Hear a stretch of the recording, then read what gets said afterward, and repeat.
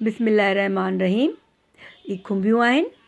इन्हनि खुंबियुनि खे मूं छुरीअ सां तमामु हल्के हथ सां खुरड़े मिटी लाहे वारी लाहे साफ़ु करे रखियो आहे। हाणे इन्हनि खे कटींदासूं। कटे हेठियां जेके ॻनर आहिनि उहे अलॻि ऐं मथियां जेके खुंबियुनि जा टोप आहिनि से मां अलॻि कटींदमि। यानी जेके हेठियां ॻनर आहिनि उहे कटे फ्राई पैन में पहिरीं तरींदमि, पोइ जेके मथियां टोप आहिनि इहे मूं अलॻि प्लेट में कटे रखिया आहिनि। अचो हाणे तरियूं था।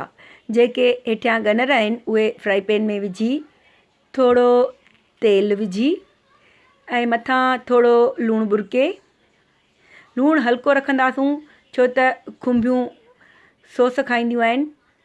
पोइ जॾहिं इहे कुझु पाणी छॾनि ऐं हल्कियूं गुलाबी थी वञनि त पोइ जेके असां इन्हनि जा मथियां टोप हुआ ॾिसो कीअं आहिनि, सफ़ा चूरो था थी वञनि। इहे इन लाइ हल्की बाहि ते तेज़ बाहि ते पचाईंदा आहियूं। विझी इन्हनि खे ढके तेज़ बाहि ते असां तरींदासूं। जॾहिं इहे तरिजी वञनि पोइ असां इन्हनि में विझंदासूं पीठल धाणा ऐं पीठल ॻाढ़ा मिर्च। खुंबियूं हमेशह तेज़ बाहि ते ई तरिजनि, तमामु नाज़ुक भाॼी आहे। पोइ दिलि चयव त आख़िर में थोरो गरम मसालो पीठल विझो। तयारु आहिनि असां जूं मज़ेदार खुंबियूं।